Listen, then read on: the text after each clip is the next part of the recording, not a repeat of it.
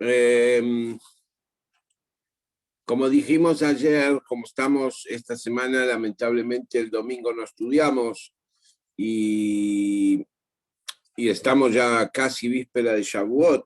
Vamos a hablar algo, no lo que venimos estudiando los miércoles que comenzamos Pirkei Avot, que empezará hasta ayer, la semana que viene vamos a continuar, pero como excepción vamos a estudiar algo sobre la sección de la semana relacionado con Shavuot. La sección de esta semana, que es Bamidbar, que es la que comienza el cuarto libro de la Torá, es una sección aparentemente fácil, cómoda, linda. No tiene mitzvot la Torá. Esta semana no tiene sucesos importantes que nos cuenta la Torá esta semana. Simplemente la perashá de esta semana comienza censando al pueblo judío, que Dios le ordena a Moshe, perdón, que censen al pueblo judío, que lo cuenten para saber cuántos son, que lo cuenten por tribu, cada tribu diferenciada, saber cuántos hombres entre 20 y 60 años hay, que son los que se llaman Yotzei Tzavá, los que salían a la guerra. Y después la Torá dice que también censen a la tribu de Leví, por ser la tribu elegida por Dios para cuidar el santuario, por lo tanto había que censarlos a ellos aparte, y después nombra la Torá cuál era la función de la tribu de Leví dentro del santuario. En la tribu de Leví, nos dice la Torá, habían tres familias, la familia de Gershón, la familia de Kehat y la familia de Merari, y ya al final de la perashá nos cuenta la Torá cómo se dividían el trabajo esas tres familias. Por lo tanto, como dije, no es una perashá que tiene muchas mitzvot, no es una perashá, ni siquiera alguna mitzvah, tiene alguna que otra mitzvah específica de los Kohanim y los Leviim, pero no tiene mitzvot importantes, me refiero a importantes en el día a día o hacia todo el pueblo judío, sino tiene cosas muy generales. Censar al pueblo judío no es una mitzvah, es una mitzvah momentánea de ese momento. Sin embargo, acá salta una pregunta muy interesante. ¿Por qué? Porque nosotros sabemos que quien ordenó las secciones semanales, quien dividió la Torá en secciones semanales e impuso que cada semana se lea tal sección, y hay veces cuando el año es bisiesto que se unan dos secciones, y cuando el año no es bisiesto que se las lean separadas, etc., fue Ezra Sofer. Ezra, el escriba, que fue el que hizo el segundo templo, que subió después de la historia de Purim, unos años después de la historia de Purim. Ezra Sofer era el líder espiritual del pueblo judío, es el último de los escribas que hubo, que están en el Tanaj escrito, como los Nevi'im y Ketubim, y él fue quien dividió las secciones semanales. Y él las dividió de manera tal que hay X parashiot, hay X secciones en la semana que siempre van a caer antes de un acontecimiento X. Por ejemplo, Parshat Tzav siempre se tiene que leer antes de Pesach, Parshat Va'et Hanan siempre se tiene que leer después de Tisha B'Av, y así sucesivamente. Hay varias parashiot, entre ellas Bamidbar siempre se lee antes de Shavuot. Hay veces, como este año, se lee víspera realmente de Shavuot, porque Shavuot es el domingo a la noche, y hay veces la Parashat Bamidbar se lee una semana antes, se lee también Parashat Naso antes de Shavuot, pero de cualquier manera Bamidbar siempre hay que leerla antes de Shavuot, lo más cercano a Shavuot posible. Perdón, y acá hacemos la gran pregunta. ¿Qué relación tiene Shavuot con Bamidbar? ¿Qué relación hay entre la perashá de Bamidbar, el censo del pueblo judío, con la fiesta de Shavuot? Nosotros sabemos, porque no es casualidad que el escriba Ezra puso y ordenó que la perashá Bamidbar siempre se lea antes de Shavuot, supuestamente tiene que tener una relación con Shavuot. Y lo que vemos prácticamente en Bamidbar, como dije antes, es el censo del pueblo judío, y por lo tanto la pregunta salta a la vista. ¿Qué relación hay entre Bamidbar y la fiesta de Shavuot. Para poder analizar esto también, vamos a preguntar otras preguntas más que hay sobre la parashá de la semana, en general en el censo. Como no sé si ustedes están ubicados un poquito en el tiempo de este censo, que cuenta hoy la parashá, pero el censo de la parashá de esta semana sucede en el Rosh Chodesh Iyar, el primer día del mes de Iyar. ¿Qué significa? En el mes de Nisan salió el pueblo judío de Egipto, mes de Sivan, 50 días después, Dios entrega al pueblo judío la Torá. Después Moshe sube 40 días a recibir la Torá, baja y el pueblo judío está cometiendo el becerro de oro. Se enoja Hashem, se enoja Moisés, vuelve a subir a pedir perdón otros 40 días, vuelve a subir después de vuelta por tercera vez 40 días con las segundas tablas, baja en Yom Kippur, en el mes de Tishrei, y ahí Hashem perdonó al pueblo judío y ya está entregada las segundas tablas también. Inmediatamente después de eso, Hashem da la orden al pueblo judío que construyan un Mishkan, que construyan un santuario para Dios. Esa es la demostración que Hashem perdonó al pueblo judío por el pecado del becerro, y el pueblo judío se pone a esa función que duran casi 6 meses, el armado, la construcción, no el armado, perdón, la construcción de todos los objetos y de todas las cortinas y de todas las vigas que habían en el Mishkan.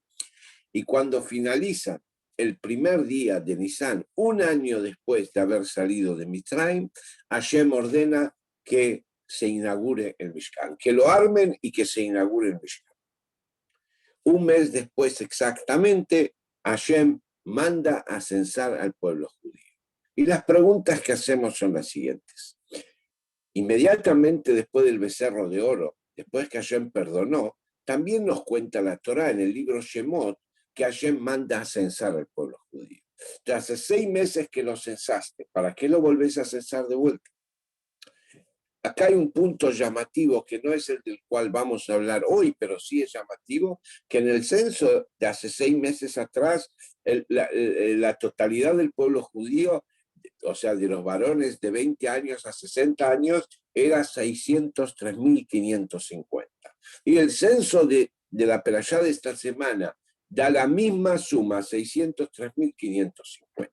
Ya eso es una pregunta, ¿cómo puede ser que con 6 meses de diferencia el censo da igual? Nadie cumplió años, nadie falleció, nadie pasó los 60, es raro, pero hay explicaciones sobre eso, inclusive Rashi explica, Ramban explica, hay varias explicaciones sobre eso y no es el punto del cual queremos hablar hoy. Pero ¿para qué?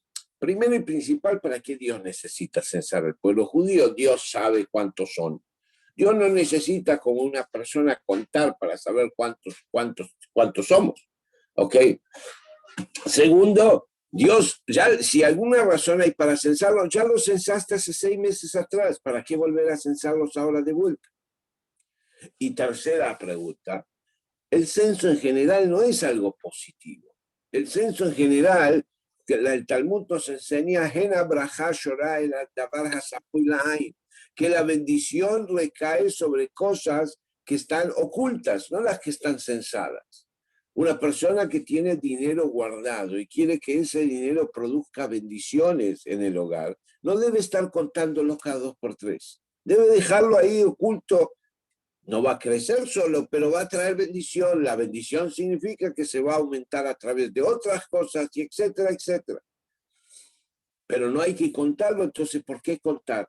Y lo más llamativo de todo por ahí es que el censo se hacía a través de que cada uno traía un papel con su nombre y su apellido, no habían apellidos, pero su nombre y su familia, o sea, a qué tribu pertenecía, dentro de la tribu, a qué familia de esa tribu pertenecía, quién era el padre y quién era el abuelo. Pero no alcanzaba con el papelito nada más. La orden es que cada uno de ellos pase delante de Moshe Rabbeinu. Y la pregunta es, ¿por qué? Estas son las preguntas que queremos analizar hoy en la charla de hoy, en el shiur de hoy, y ver a través de la respuesta de ellos a la relación que eso tenía con la relación que esto tiene con Shavuot. ¿Sí se entendió hasta acá? Sí, ahora se entendió. Perfecto.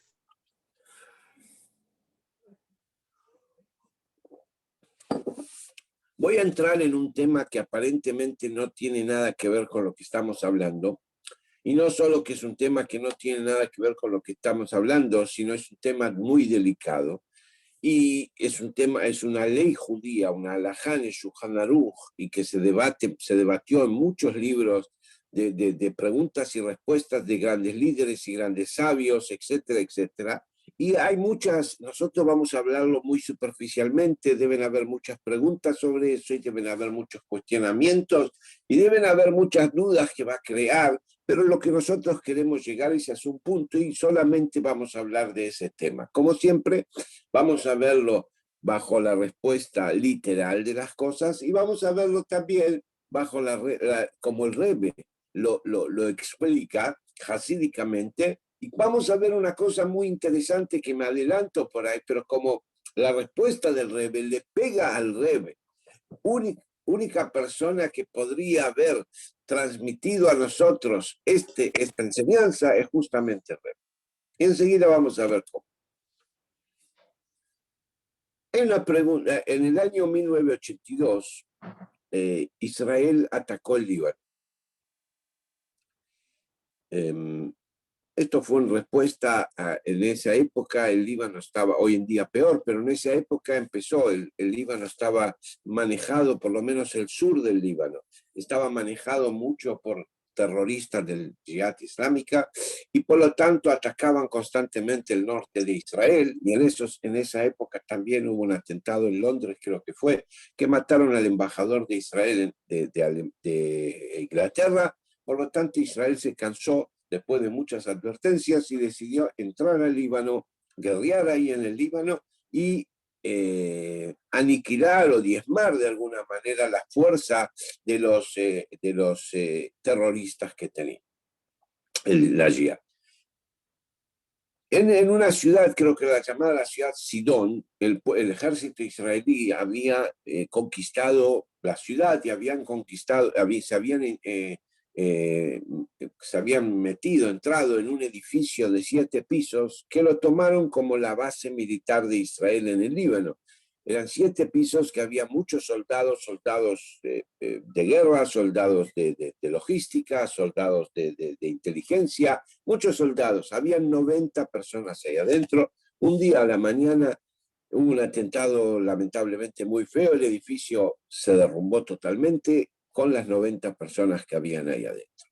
Por supuesto que enseguida Israel empezó a hacer una excavación para salvar a lo más posible de los Yehudim que habían ahí, y en el momento que empezó la excavación se les llegó a través de las personas en el ejército que se dedican a eso, la parte de Rabanut del ejército, la parte rabínica del ejército, llegó una pregunta alágica muy difícil.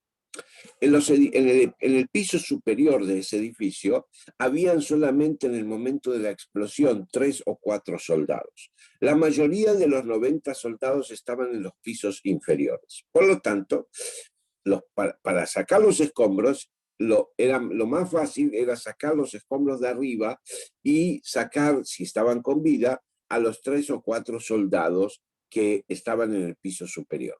Pero para poder salvar a esos 3 o 4 soldados había que hacer un trabajo manual de sacar piedra por piedra.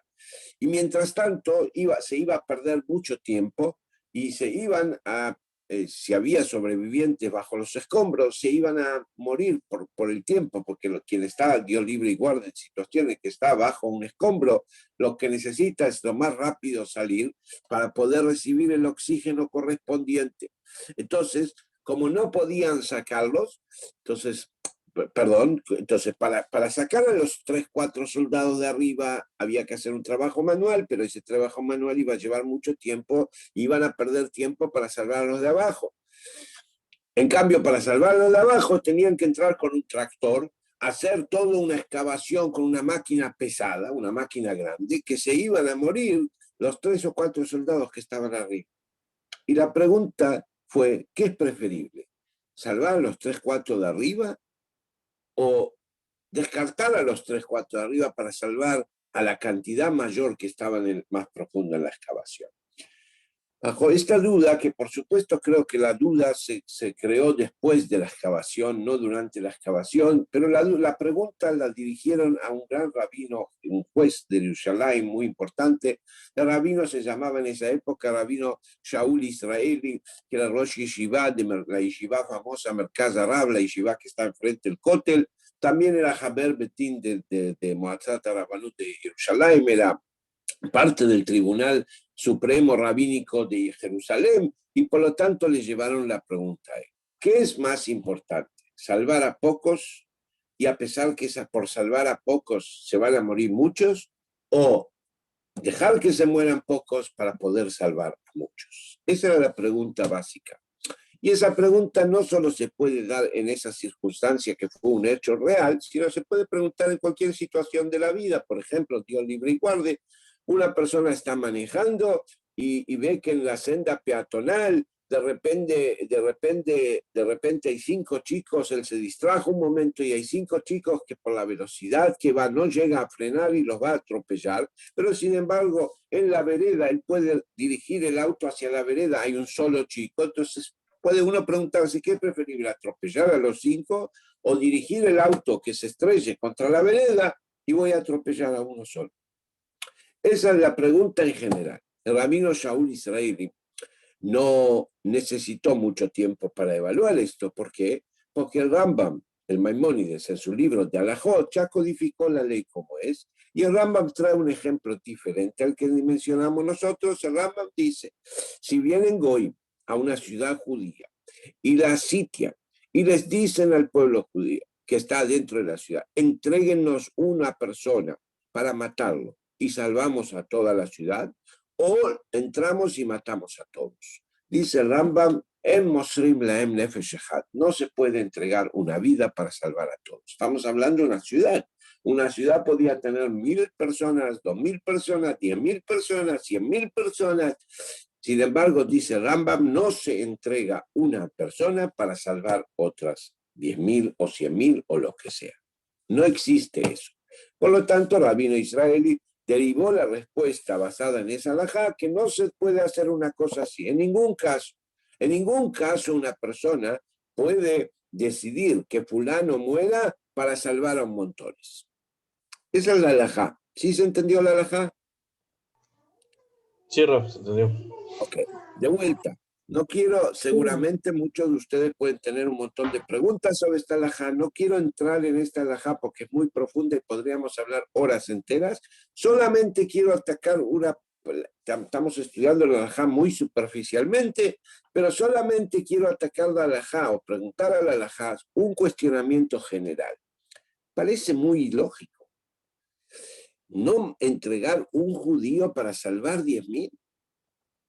Parecería algo que el Pirkei Avot lo llamaría un hasid choté, un hasid tonto. Un hasid es una persona que quiere hacer de más, quiere exigirse más de lo que la Torah le exige, más de lo que Dios le exige. Él quiere ser más fuerte y más hasid, etcétera, etcétera. Pero el Pirkei Avot dice, ojo, que existen hasidim shotim, existen hasidim tontos, que al hacer de más dañan a sí mismos o dañan a un prójimo, etcétera, etcétera. Y esta halajá parecería algo así, por lo menos por la lógica parecería algo así. Y no es una pregunta que hago yo, es una pregunta que hace el exégeta más importante del Rambam, el Kesef Mishneh. El Kesef Mishneh pregunta sobre el Rambam y dice, lo yadana maitama, no sé cuál es el motivo, no entiendo cuál es el motivo que el Rambam codifica así la halajá. ¿Por qué no entregar una persona para salvar 10,000? Después tenés que decidir quién. Bueno, es otro tema. ¿Por qué? Porque el Kesef Mishneh dice, igual se va a morir ese tipo. Porque si no lo entregamos, entonces ellos van a entrar a la ciudad y van a matar a todos. Dentro de todos los muertos va a estar esa persona también. Entonces, ¿por qué no aprovechar una persona que con un sorteo o con lo que sea se decida quién es el que va a ir a hacer Mesirut Nefesh y se va a entregar al enemigo para salvar a toda la ciudad? ¿Por qué no se puede hacer esto? Sobre esta halajá es la que quiero darles a ustedes 2 respuestas Y como dije antes, una respuesta literal que la utilizan muchos exégetas de la parte revelada de la Torá y nos explican cuál es el motivo ilógico aparentemente de esta halajá y una idea que dio el Rebbe. Vamos a empezar por la simple. La simple es una cosa así. Muchos exégetas dicen, nosotros en los 10 mandamientos, la Torá nos dio a nosotros una prohibición de asesinar, salvo uno o dos casos específicos, donde la Torá permite, por ejemplo, permite la Torá matar a alguien cuando tiene una pena de muerte y cuando existía el Bet Hamikdash, existía el Sanedrín y se aplicaban las penas de muerte. E inclusive en ese caso la Torá dice que hay que ser muy cuidadoso para aplicar una pena, pero si la verdad la halajá exigía que fulano o mengano cometió adrede con testigos y con prevención la transgresión que tiene pena de muerte, había que aplicar la pena de muerte. Y en ese caso no entra la prohibición de no asesinar. La misma manera dice la Torah, si vos sabés que alguien te quiere matar, no esperes a que te mate, adelantate y matalo vos primero, que en ese caso se refiere individual, pero más que nada en general, está escrito sobre guerras contra los enemigos, que podemos ir a matar a los enemigos en la guerra y no entramos en la transgresión de no asesinar, porque si no los asesinamos nosotros, ellos nos quieren asesinar a nosotros. Pero excepto esos dos casos, la Torá nos prohíbe con letra mayúscula, en color rojo y con signos de admiración, lo tirtzaj, no podés asesinar. Por lo tanto, dicen los jajamim, la persona que va a ir a cometer un cálculo, es decir, en este caso no es un asesinato, porque voy a matar uno, pero para salvar otros, empezaste a entrar en lo que se llama en la halajá un descenso resbaladizo. ¿Qué significa un descenso resbaladizo? Una situación que ya permitiste algo donde vos después no sabés dónde termina ese permiso. ¿Dónde termina ese permiso? Vamos a dar un ejemplo de otra cosa halágica para que la persona entienda lo que estamos hablando. Algo que es muy común en las últimas generaciones. Hay una prohibición, nosotros tenemos prohibido como yehudim ortodoxos de tener relaciones con mujeres prohibidas para nosotros. Sean prohibidas porque son mujeres casadas y son prohibidas porque son incesto, como se llama, o si son prohibidas porque no, pueden ser mujeres solteras y todo, pero no es mi esposa. Entonces la persona dice, ¿qué es lo que la Torá prohíbe? La Torá prohíbe tener una relación con la mujer, tener una relación o tener un acercamiento cariñoso. A tener un acercamiento cariñoso, como dice el Shulchan Aruch, yo no puedo agarrar a una mujer casada, darle un beso, darle un abrazo o llegar a cosas peores que eso, porque eso es una relación. Pero alguien me prohíbe a mí mirar, alguien me prohíbe a mí pensar, alguien me prohíbe a mí imaginar. Nadie prohíbe, la Torá no prohíbe eso, la Torá prohíbe un hecho, no eso. Pero ¿qué sucede? Que está prohibido eso también. ¿Por qué está prohibido eso también? Porque los sucesos no suceden solamente cuando de repente te agarra un día, una mañana, te levantás y vas a la casa de tu vecino y si quiero darle un beso o quiero tener una relación con tu mujer. No es así. Uno empieza a ver, empieza a pensar, empieza a profundizar, empieza a imaginarse cosas, empieza como se dice acá en castellano muy groseramente, perdónenme, se dice uno empieza a hacerse el bocho, a hacerse la cabeza, como se dice, y después llega eso. Quiere decir que cuando la persona comienza a darse algún permiso, no voy a hacer nada malo, solamente voy a pensar, solamente voy a mirar. No voy a hacer nada malo, no, estoy muy lejos de cometer adulterio. Estoy muy lejos de tener una relación sentimental o íntima con otra mujer que no es mi esposa. Pero solamente voy a pensar. Entrás, como lo llama la halajá, en un descenso resbaladizo, que de ese pensamiento entra la imaginación, la visión, y la cabeza que empieza a maquinarse cosas, etcétera, etcétera, y que después puede llegar a la acción. Por lo tanto, no se debe mirar, no se debe pensar, no se debe imaginar. En el concepto de no asesinar es exactamente lo mismo. El descenso de empezar a tomar decisiones, este tipo es más importante que este, por lo tanto vamos a dejar que este se muera y vamos a permitir que este vivo. O acá hay uno y acá hay tres, o acá hay uno y acá hay cinco, y vamos a dejar que este uno muera para salvar a estos cinco. Son decisiones muy, muy delicadas que entran en un permiso de lo cual no se puede descender. Y perdón que agrego un dato. Comparé esto con la relación con una mujer, para que se entienda, hablé de la relación de adulterio, porque adulterio, asesinato e idolatría son los tres pecados que ya arregla Yahweh, que la persona debería dejarse morir y no transgredir. Significa que son los tres pecados más graves en los ojos de Dios y por lo tanto no se puede entrar a jugar con decisiones humanas en ese sentido. ¿Quién sos vos para decidir quién vive y quién muere? ¿Quién sos vos para decidir quién es mejor y quién es peor? Y como uno de los grandes que escribió sobre este tema, escribió para una imaginación. Imagínate que vas con el auto y de repente vas a atropellar a alguien y te das cuenta que el que vas a atropellar de olivo y guarde es Moshe Rabbeinu. Pero como dije antes, mirás hacia el costado y en el costado hay otro judío común. Entonces, en vez de matarlo a Moshe Rabbeinu, que Moshe Rabbeinu es único, no hay otro como él y no va a haber otro como él, prefiero matar al otro judío, que el otro judío es un judío simple, es un judío común, y ese judío simple y judío común van a ser mucho más como él. Entonces sos un asesino, estás tomando decisiones de asesinato con valores revelados que vos no sabés realmente, estás tomando y por lo tanto dice la Torá, lo tirzah, no asesines. El rabino Israel Meir Lau, que en su época fue rabino jefe de Israel y después hoy en día es rabino jefe de Tel Aviv, escuché una vez que él comentó que hace muchos años, hace 40, 50 años atrás, lo invitaron a una reunión en Bélgica, creo que dijo que era de medicina y ética. Había médicos, imagínense, era una convención de médicos donde estaban los grandes médicos, etcétera, y él empezó a decir la opinión de la Torá sobre este tema, que no se puede matar a uno para salvar al otro. Entonces, habían muchos médicos jóvenes, eminencias, pero jóvenes, que no tenían la experiencia necesaria y se comenzaron a burlar o a despreciar las palabras de Rabino Lau. En ese momento, dice Rabino Lau, se levantó un médico mayor, un médico con muchos años de experiencia, y pidió la palabra.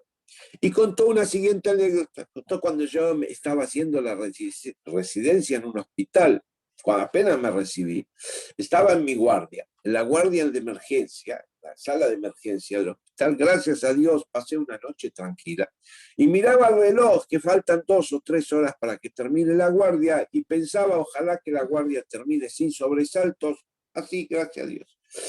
Inmediatamente después que empecé a pensar eso, se convulsionó la situación, la sala de emergencias. Trajeron una persona, dijo él, que en ese momento que ni siquiera hoy en día con la edad y la experiencia que tengo quisiera encontrarme con una situación tal, mucho menos en esa época que era joven y que no tenía tanta experiencia, que nadie se quiere encontrar con una situación tal. ¿Cuál fue? Trajeron una persona que Dios libre y guarde estaba echando árboles, o echando leñas, perdón, en su casa, y sin querer se pegó con el hacha en la cabeza y se la clavó en la cabeza y vino al hospital con el hacha en la cabeza abierta y el hacha puesta. Por supuesto que enseguida, qué operaciones, que acá, que allá, que vinieron todos los médicos neurológicos, que cardiólogos, etcétera. A mí me encargaron 2 misiones, que me verifique qué tipo de sangre tenía y que prepare cantidades grandes de sangre por las dudas que había que hacer de transfusiones y que avise a los familiares. Este hombre era un hombre grande, tenía 3 hijos casados y lamentablemente yo tuve que llamarlos a los hijos. A la media hora aparecieron los 3 hijos, vieron la situación, empezaron a hablar entre ellos y despacito, después de hablar entre ellos, se acercaron y me dijeron, doctor, mi papá es un hombre grande, mi papá ya vivió bastante, mi papá ya tuvo mucho en la vida y quién sabe cómo va a quedar, aún si le salvan la vida, y si no va a ser pesado para él y pesado para todos los que estamos alrededor y lo queremos. Por lo tanto, decidimos que no hagan nada, que lo dejen así, y que si se muere, se muere. El médico contó esta historia, se sentó y no dijo nada más. Pero todos entendieron el peligro de tomar esa decisión, donde inclusive se puede resbalar y descender tan bajo que los hijos puedan decidir sobre un padre que ya vivió suficiente, o que cómo va a quedar sano va a ser un estorbo, mejor que se muera. Esa es la prohibición de lo tirzaj. Y por esa razón, dice la halajá, Señor, no entregues a nadie. Vos no podés tomar decisiones de esa manera, porque el lo tirzaj, el no asesinarás, tiene que estar siempre sonando en tu cabeza, tiene que estar gritando adentro de tu cabeza fuertemente para que no cometas ningún tipo de ese error. Esa es la explicación literal. El Rebbe, si alguien me levantó la mano, quiere hacer alguien una pregunta. Yo, Rab, quería hacerle una pregunta. Sí. En el caso, por ejemplo, justamente que usted está explicando de la clínica, pues pasa mucho que ante una enfermedad terminal o ante una persona que está grave, sobre todo ahora con este tema pues de la Magefam, pues hay que tomar una decisión de si intubar o no intubar, si reanimar o no reanimar, y normalmente esa decisión se lo dan a los familiares. Entonces ahí, ¿qué debemos hacer Ok, para no yo, transgredir? yo entendí la pregunta, la voy a responder, solamente quiero hacer una aclaración. Dije cuando empecé a leer esta halajá, dije que esto tiene muchos detalles y muchas cosas y que seguramente a muchos se le va a armar muchos cuestionamientos sobre esto y no quiero debatir en esto, no quiero, o sea, no debatir, simplemente no quiero armar el shiur en base a esto porque no es el tema que nos toca hoy.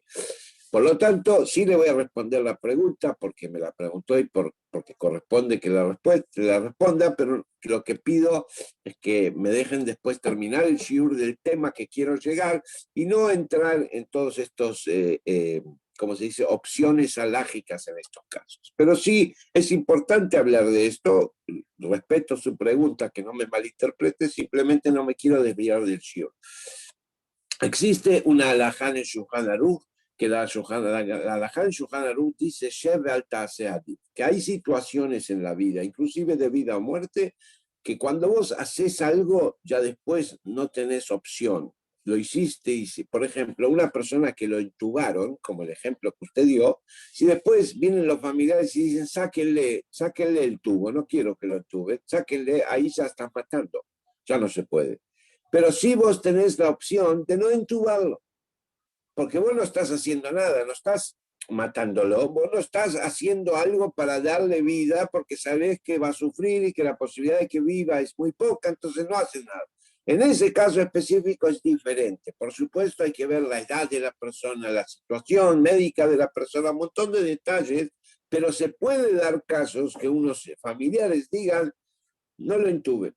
A mí me pasó una vez una pregunta muy grave, que acá hubo un nacimiento de un chico, un bebé que nació muy mal, que tenía muy pocas probabilidades de vivir, problemas cardiológicos, problemas neurológicos, le faltaba un brazo, tenía muchos problemas ese bebé, no sé por qué y cuál fue la razón que nació así, y los médicos le decían a los padres que no vale la pena ponerle una máquina para el corazón y ponerle un respirador y todo eso, porque no va a sobrevivir. Y el padre, desesperado, no sabía qué hacer.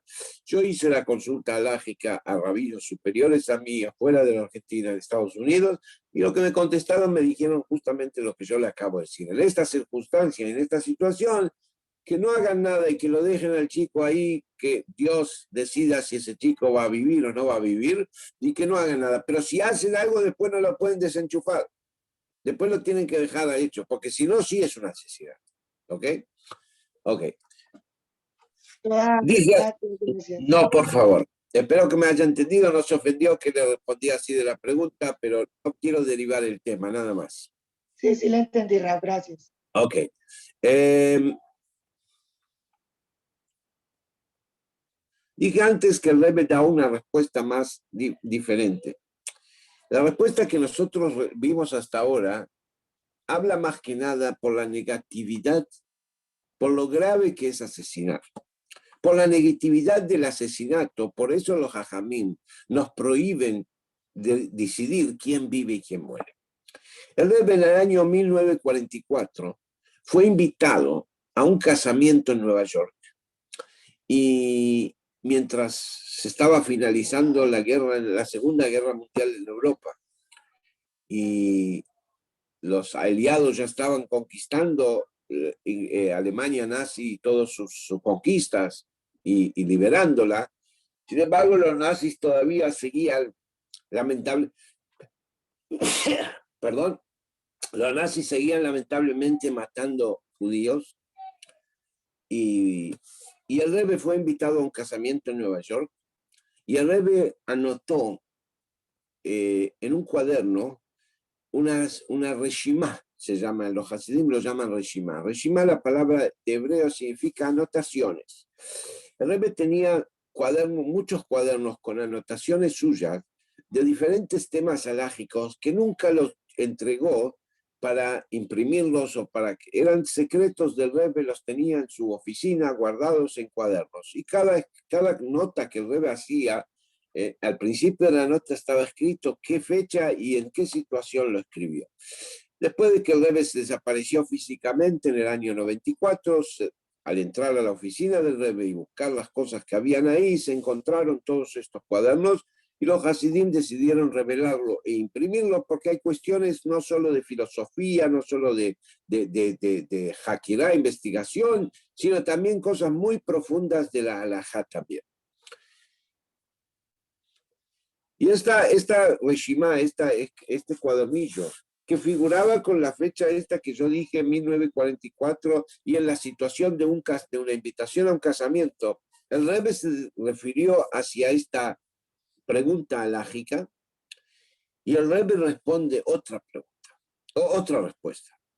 Y como dije al principio, van a darse cuenta que la respuesta que el Rebbe da, la persona que conocemos en la historia judía, que podía llevar adelante esta respuesta en la práctica, era el único, era el Rebbe.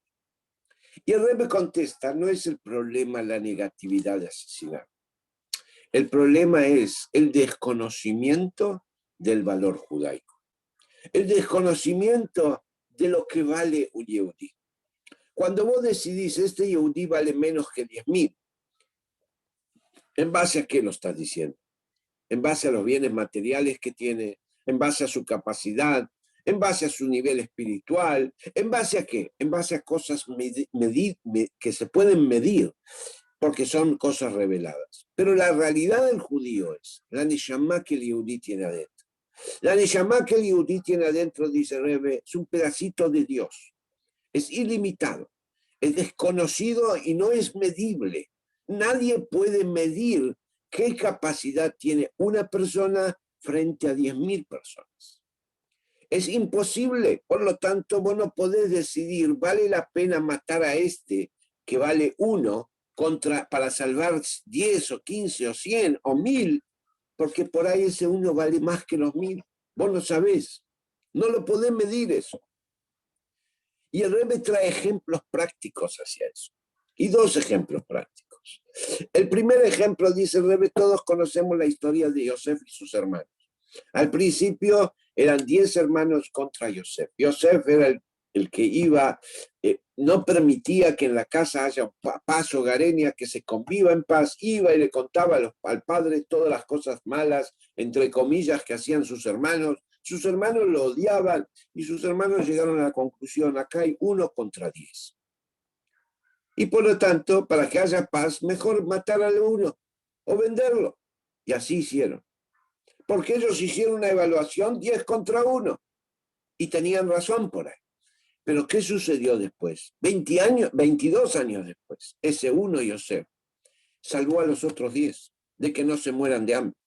No solo a esos 10, sino salvó a todo el mundo de la hambre.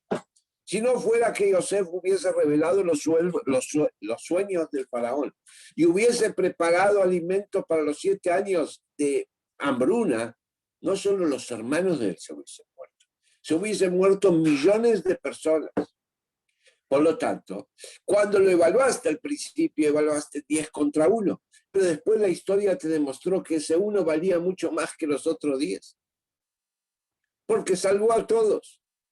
Ese es un ejemplo. Segundo ejemplo, dice Rebbe, por eso lo escribió en un momento de un casamiento, porque Rebbe pregunta, y cuando se casa una pareja, en las bendiciones de Sheva Berajot que se dicen, la primera verajá es Yotzer Adam, que Dios creó al hombre. Empieza la creación. Segunda, la primera bendición es Shakol Baral Ichbodo, que todo lo creó en su honor. Después la segunda es Yotzer Adam, que creó al hombre. La tercera bendición es que Samejajá Began Eden, lo recordamos como Adam y Javá, el primer hombre y la primera mujer. Dios los habitó en el Gan Eden. Y ahora me pregunta, ¿qué tiene que ver un casamiento con la creación, con Adam, con Javá? Y el Rebbe responde bajo la misma idea. El Rebbe dice, ¿por qué todos los animales, todos los vegetales, todos los minerales, Dios los creó de una vez? ¿Y por qué al hombre creó solo un hombre y una mujer? ¿Por qué no creó una generación entera? Como creó cuando creó al perro, no creó un perro, creó muchos perros. Cuando creó un león, no creó un solo león, creó muchos leones. ¿Por qué también los humanos no los hizo de a muchos? Porque el mensaje de Dios es, cada persona, cada Yehudí para Dios es como Adán, y cada mujer para Dios es como Javá. Y en un matrimonio, el novio y la novia tienen que saber que en el momento de unirse y formar una pareja y empezar una vida juntos, tienen que entender el valor que ellos tienen, que para Dios esa pareja son los únicos hijos que tiene Dios. Son Adán y Javá, son únicos. Y así es el sentimiento que cada yehudí tiene que sentir hacia sí mismo primero y principal, saber que el potencial que vos tenés es infinito, la fuerza que vos tenés es infinita, y tenés que sentirte único, y tenés que saber que sos único, y tu valor no se puede medir. Iba a contar dos historias de Rebbe para que relacionen esto y se hace muy extenso, pero voy a contar una sola. Y en Israel había un diario que se llamaba Atzofé, un diario religioso perteneciente al grupo religioso sionista, nacionalista, y el director era un señor que se llamaba Rabino Shaul Schiff. Rabino Shaul Schiff era un hombre ortodoxo, pero no de Chabad. Y él una vez contó, yo escuché,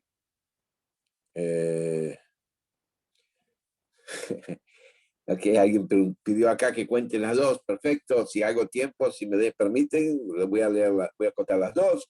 El señor Shaul Schiff una vez contó en un evento que él se le había ocurrido una idea, introducir dentro de la Asociación Sionista Mundial personas con ideología más de derecha, para que las personas con ideología más de derecha son los que responden más a la idea de la Torá y las mitzvot en este aspecto, para que influencien sobre los de izquierda.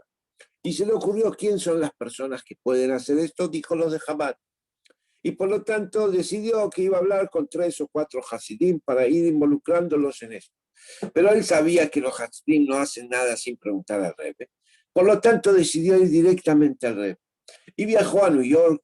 En New York se llevó de la embajada dos políticos sionistas, 2 activistas sionistas de Estados Unidos, y entró a una audiencia privada con el Rebbe a las 2:30 de la mañana. Primer detalle, dijo él, 2:30 de la mañana el Rebbe me atendió con una, ¿cómo se dice? Estaba tan despierto como que parecían las 8 de la mañana. Pero como se acostumbra y como le dijeron, que cuando se entra a una audiencia privada el Rebbe no se habla, sino se escribe en un papel lo que vos querés y el Rebbe va a hablar. Y si el Rebbe te pregunta algo, vas a responder. Entonces él escribió en un papel: Rebbe, vengo a pedirle, solicite por favor que 3 o 4 de sus Hasidim entren en la Convención de Sionismo Mundial para poder influenciar con las ideas de derecha. Y el Rebbe leyó la carta, y cuando leyó la carta, lo miró y le dijo: vos ya me escribiste una vez. Y el hombre Dice, yo jamás le había escrito al Rebbe, jamás le había escrito al Rebbe, jamás había conocido al Rebbe, era la primera vez. Y le dije al Rebbe, no, Rebbe, yo la primera vez que escribí. Y el Rebbe dice, no, ya me escribiste una vez. El hombre cuenta, así lo contó él, se hizo un silencio en la habitación, un silencio pesado, esos silencios que traen confusión. Y en mi mente empecé a pensar si alguna vez le escribí al Rebbe y dije nunca. Y empecé a pensar varias cosas. El Rebbe ya era grande, dije, por ahí el Rebbe ya está perdiendo la memoria. Después empecé a pensar, esta es la persona que todo el mundo le escribe y le pregunta si se casa con fulano, si se operan, si invierten en tal lugar. Cosas de vida o muerte le consultan a una persona que se confunde. Y se miraban entre las tres personas, uno con el otro, con miradas raras. Y el Rebbe seguía opinando, vos ya me escribiste una vez. Después de un rato largo, se acordó que hacía 7 u 8 años antes, un compañero de política de un partido político llamado el Mafdal, que pertenece a la Mizrahi, estaban dentro del grupo político, estaban analizando quién iba a recibir un ministerio de Israel. Y él era uno de los candidatos y él quería ganar. Y justo lo vio a este periodista y le dijo, vos tenés relación con los Hasidim de Chabad. Quiero pedirle una bendición al Rebbe para que el Rebbe me bendiga que yo reciba el ministerio. Y él agarró y le dijo, vamos, no hay problema, yo te ayudo. Entraron a una oficina, agarró él un papel y le escribió él al Rebbe el nombre del otro, pero no firmó él, no puso su nombre, ni siquiera dijo quién es. Escribió él, pero escribió para el otro. Y ahí se acordó que el Rebbe reconoció la letra y se preguntó, un tipo que jamás vio al Rebbe, un tipo que jamás habló con él, que una vez le escribió el nombre de otro. ¿Cómo puede ser que en 8 años intermedios el Rebbe recibió millones y millones de cartas, con millones y millones de diferentes tipos de escritura? ¿Cómo se acordó el Rebbe? Lo que él se olvidó, que una vez ya me escribiste. ¿Por qué? La explicación es simple. El Rebbe no miraba la escritura, ni la belleza de la escritura, ni lo horrible de la escritura. Hay veces uno se puede acordar de las cosas muy bellas o de las cosas muy horribles. Entre paréntesis, hace pocos años me encontré con un maestro mío en Miami. Yo estaba de paso en Miami, me lo encontré en la calle y él era un hombre grande. Y se acercó a mí, me saludó, me reconoció, hacía 30 años que no nos veíamos. Yo estudié con él cuando era soltero.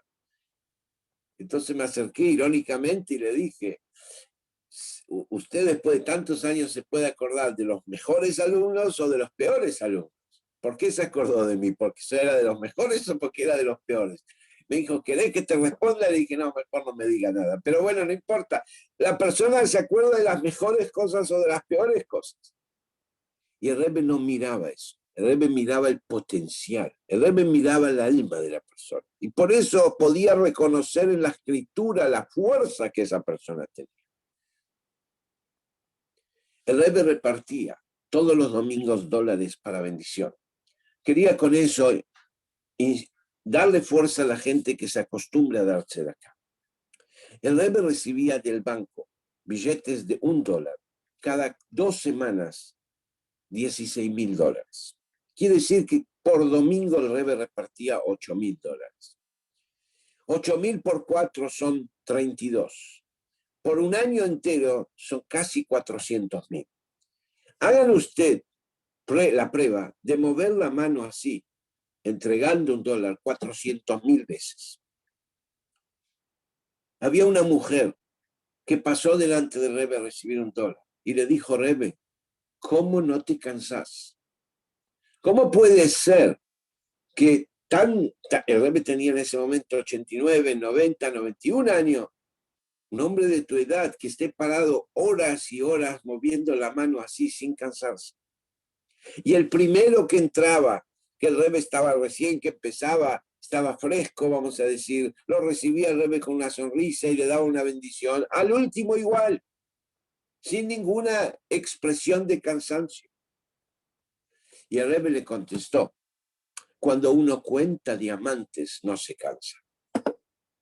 Yo no miro las personas. Esto no dijo el Rebbe, sí, esto lo agrego yo. Lo que el Rebbe está queriendo decir es, yo no miro a los cuerpos, yo miro el diamante.